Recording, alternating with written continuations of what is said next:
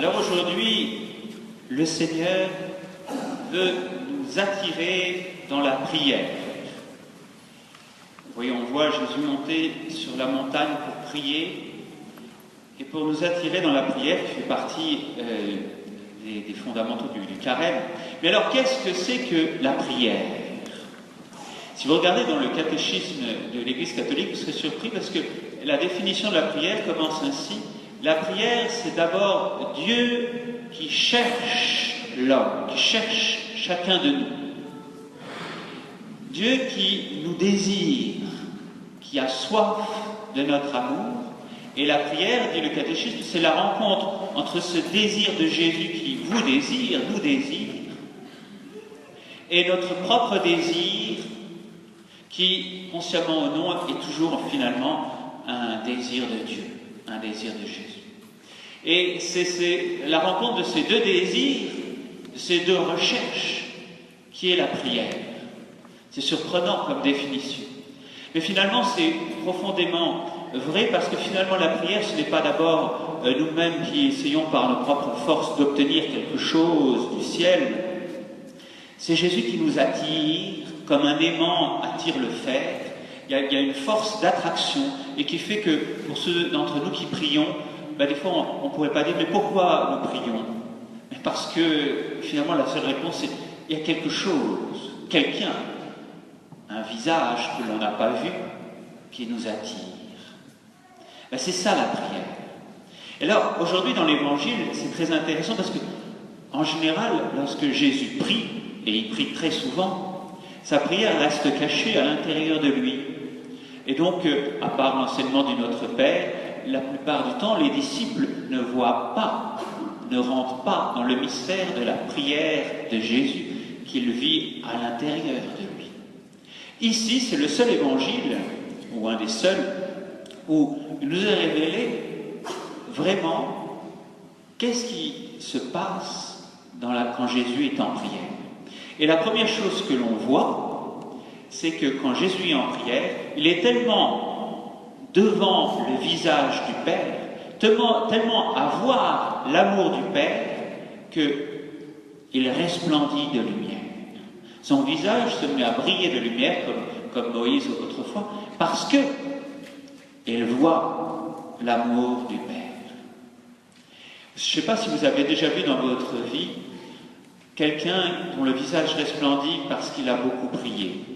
Ça m'est arrivé, moi, une fois, c'était il y a à peu près 3 ans, c'est un de mes anciens paroissiens, dans mon ancienne paroisse, qui s'appelle Michel, et un samedi 28 juin, il y a 3 ans, et il se retrouve à l'hôpital, et les chirurgiens lui disent « Vous êtes arrivé trop tard, vous êtes condamné ».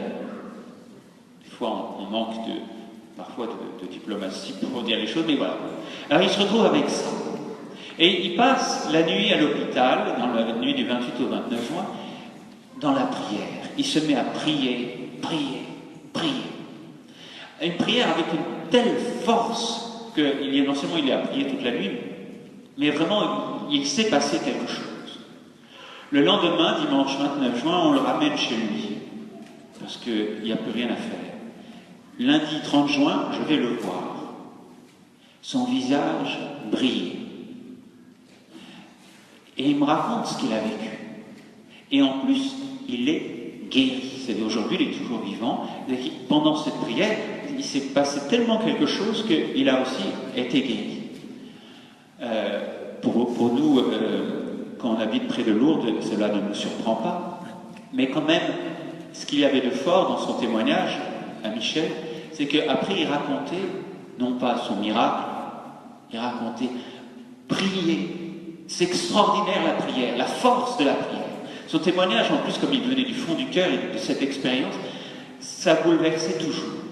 Et dans la prière, il y a quelque chose d'extraordinaire que nous montre l'évangile d'aujourd'hui, c'est que c'est une rencontre avec quelqu'un. C'est pas des mots dans le vide, c'est pas des rites pour essayer d'être protégé. C'est la rencontre avec un visage que l'on ne voit pas, mais qui est un visage d'amour, un visage de Jésus.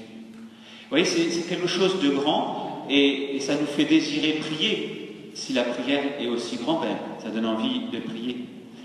Et en même temps, si vous avez bien entendu l'Évangile, dans la prière, Jésus non seulement voit le Père, mais il écoute le Père, il entend le Père. Et qu'est-ce que le Père, Dieu, dit à Jésus dans la prière? Il lui dit, « Tu es mon Fils bien-aimé ». Je crois que c'est important lorsqu'on veut prier, de se mettre, d'avoir un évangile à portée de main pour écouter Dieu. Alors je me dis, mais comment Dieu va me parler? Dans le silence, mais aussi à travers la Bible. Il ne s'agit pas de vivre la prière comme une espèce de monologue, comme si on parlait à un mur, puis on fait la question et les réponses. La réponse, on n'a pas besoin de se les faire. Il faut, dans le silence, écouter Dieu et à travers la Bible, et entendre, comme Jésus, cette parole toute simple, qui est une parole d'amour. Tu es mon enfant bien-aimé. Vous savez, pour entrer dans la prière, quand j'ai beaucoup de mal, ou avant de prier le Notre Père, lorsque je trouve que j'en ai marre de prier le Notre Père en pensant à autre chose, j'essaie d'abord d'écouter Dieu qui me dit « Tu es mon Fils bien-aimé ». Et en général, ça ne marche pas à 100%, en général, je me mets à prier le Notre Père ou notre prière avec plus de ferveur, parce que ça devient une réponse à l'amour de Dieu. Notre prière est une réponse à l'amour de Dieu qui est premier. Vous voyez? Alors, après avoir dit tout cela, en contemplant la prière de Jésus sur la montagne, vous allez me dire, mais moi, souvent ma prière, ce n'est pas aussi beau. Souvent ma prière, elle est obscure. Ma prière, elle est sèche. Ma prière, il ne se passe rien. Et il n'y a pas que sur la montagne que l'on voit Jésus prier, mais aussi sur la croix. Et parfois notre prière ressemble à la prière de Jésus sur la croix. Et ce n'est pas facile. Et on a l'impression que vraiment c'est dur de prier, que c'est un combat. Alors déjà, rappelons-nous que l'on ne va pas prier pour se faire plaisir, pour que Jésus nous fasse comme des guilis spirituels et puis on soit tout content. Certes, parfois, heureusement, Jésus nous console dans la prière, mais on va d'abord dans la prière aussi pour Jésus. Thérèse de l'Enfant Jésus racontait que pendant l'action de grâce, vous savez, l'action de grâce, c'est le nom qu'on donnait autrefois à la prière, enfin qu'on donne toujours, à la prière que l'on a pendant la messe. Vous savez, une fois qu'on a communié, il y a un temps de silence. C'est le moment de prière le plus intense de la messe, le plus important de la messe. Et en ce temps de prière en silence, on appelle ça l'action de grâce. Et Thérèse de l'Enfant de Jésus disait, alors je trouve ça, qu'elle n'avait aucune consolation pendant ce temps de prière, elle ressentait rien. Et elle disait qu'elle trouvait ça normal, finalement, puisque, comme elle s'était offerte à Jésus, ce n'était pas pour ressentir des choses agréables, mais c'est pour faire plaisir à Jésus qu'elle priait. Et c'est vrai que des fois, il faut tout simplement, dans notre prière, inverser un peu les choses, et plutôt que de se centrer sur qu'est-ce Jésus va me donner, se demander, mais est-ce que moi, dans la prière, avec mon amour, je peux donner quelque chose à Jésus? Et oui, parce que Jésus, sur la croix, crie « J'ai soif de ton amour ». Vous savez, c'était la devise de Thérèse de l'Enfant Jésus et de Mère Teresa, ce « J'ai soif ». Alors, pour bien comprendre comment la prière la plus sèche, la plus difficile peut devenir une vraie prière, je vous raconte une histoire. C'est l'histoire d'un jeune homme qui n'arrivait pas à prier. Alors, il va voir un moine, quelqu'un qui est censé savoir prier. Il va voir un vieux moine qui a une grande barbe blanche et il lui dit, voilà, Père, comment faire? Je n'arrive pas à prier. Alors le vieux moine à la grande barbe blanche lui répond par un seul mot, il ne parle pas beaucoup, un seul mot, écoute. Alors le jeune homme s'en va, puis il revient quelques jours après et il dit, écoutez, Père, j'ai fait ce que vous m'avez dit, j'ai écouté, mais c'est encore pire, ce que j'entends, c'est mes soucis, mes problèmes, mes angoisses, mes peurs. Je n'arrive pas à prier. Alors le vieux moine, la grande barbe blanche, répond par un seul mot, écoute. Alors le jeune homme repart. Au bout de quelques jours, il revient et il dit, Père, j'arrive encore moins. Maintenant, non seulement j'entends, j'écoute mes propres soucis, mais j'entends tous les soucis, les souffrances et les angoisses des êtres humains de par le monde à travers ma propre angoisse. Alors le vieux moine à la grande barbe blanche répond par un seul mot, « Écoute !» Alors le jeune homme repart, et quelques jours après, il revient tout joyeux, et il dit, « Ça y est, j'ai compris ce qu'était la prière. » Parce que en écoutant mes soucis, mes souffrances et mes angoisses, et à travers elles, en écoutant les souffrances, les soucis, les angoisses de l'humanité, j'ai entendu le cri de Jésus pour toutes les souffrances et les angoisses et soucis de l'humanité. La prière, en fait, c'est Jésus qui prie en nous. Et les prières les plus pauvres sont l'occasion d'entendre la prière douloureuse de Jésus pour l'humanité qui est en nous. Voyez, toute prière, joyeuse ou difficile, c'est un cri vers Dieu, de reconnaissance, d'amour et d'appel. Alors, frères et sœurs, ce temps de carême nous est donné parce que Jésus veut refaire de nous une maison de prière. Vous savez, il y a un passage de l'Évangile où Jésus arrive au temple de Jérusalem et il chasse tous les vendeurs en disant « Vous avez fait de la maison de mon Père une caverne de bandits et je veux en refaire une maison de prière. » Alors en fait, pour Jésus, ce qui compte, ce n'est pas d'abord le temple de Jérusalem, mais c'est chacun de nous. En ce carême, Jésus veut lui-même chasser tous les vendeurs et les trafiquants qu'il y a en nous, pour que nous ne soyons plus une caverne de bandits. C'est un peu provoquant, j'espère que nous ne sommes pas une caverne de bandits, mais que nous redevenions effectivement, par Jésus, une maison de prière, et que cette Eucharistie que nous allons recevoir soit l'occasion, le moyen pour Jésus d'entrer et de faire de nous une maison de prière. Et c'est ce que je souhaite pour vous, les enfants qui allez être bientôt baptisés, que vous puissiez continuer d'apprendre que justement Jésus est en vous et qu'il veut faire de vous une maison de prière. Amen.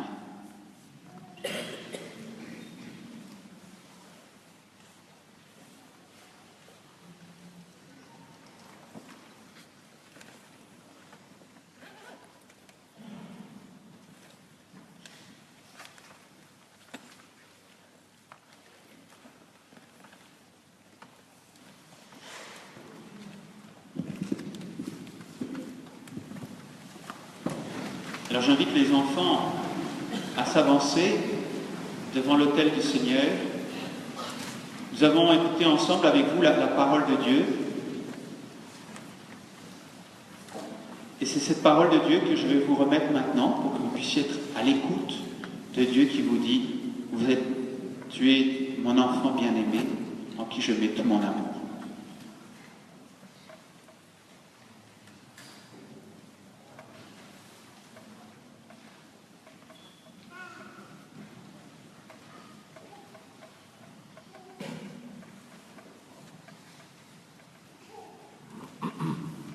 Et nous-mêmes, frères et sœurs, accueillons cette parole de Dieu dans notre cœur, comme la Vierge Marie, en proclamant notre foi, avec le grand credo qui est sur nos feuilles. Je crois en un seul Dieu,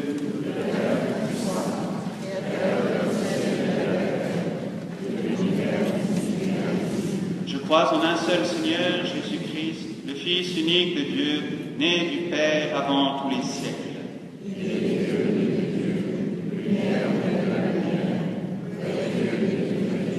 Engendré, non pas créé, de même nature que le Père, et par lui tout a été fait.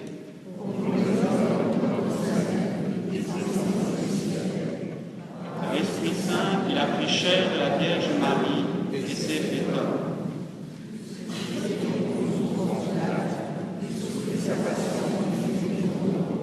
Il ressuscita le troisième jour, conformément aux Écritures, et il monta au ciel. Il est assis à la droite du Père.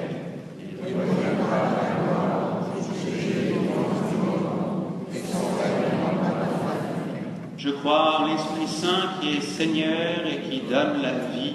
Il procède du Père et du Fils.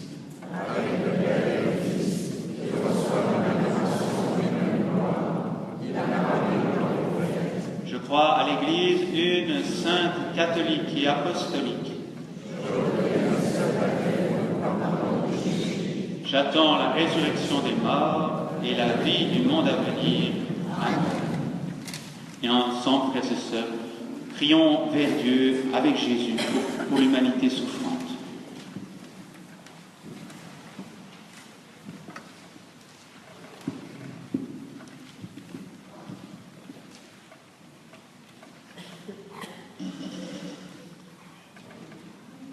Six catéchumènes de notre paroisse se préparent au baptême.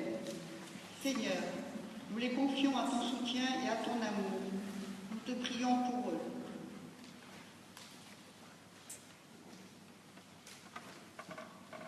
« 16 enfants vont communier au corps et au sang de Christ pour la première fois. Seigneur, nous te les confions, afin qu'ils soient à ton image, source de joie et de paix. Nous te prions pour eux.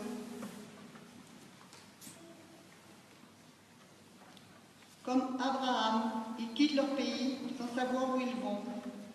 Seigneur, aide les migrants qui fuient la guerre et la misère à mettre leur espérance en toi et à trouver de l'aide sur leur chemin.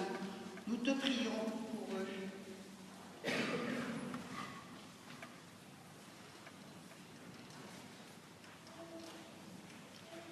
Nous allons bientôt choisir nos futurs gouvernants. Seigneur, guide-nous dans notre choix afin d'avoir un monde plus juste et plus fraternel.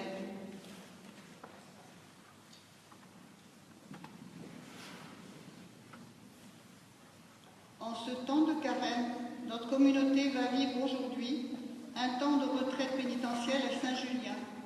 Seigneur, donne-nous de découvrir davantage ton visage d'amour et de tendresse.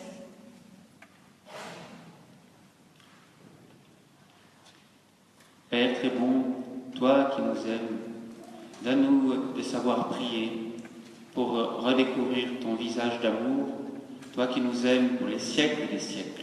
Amen.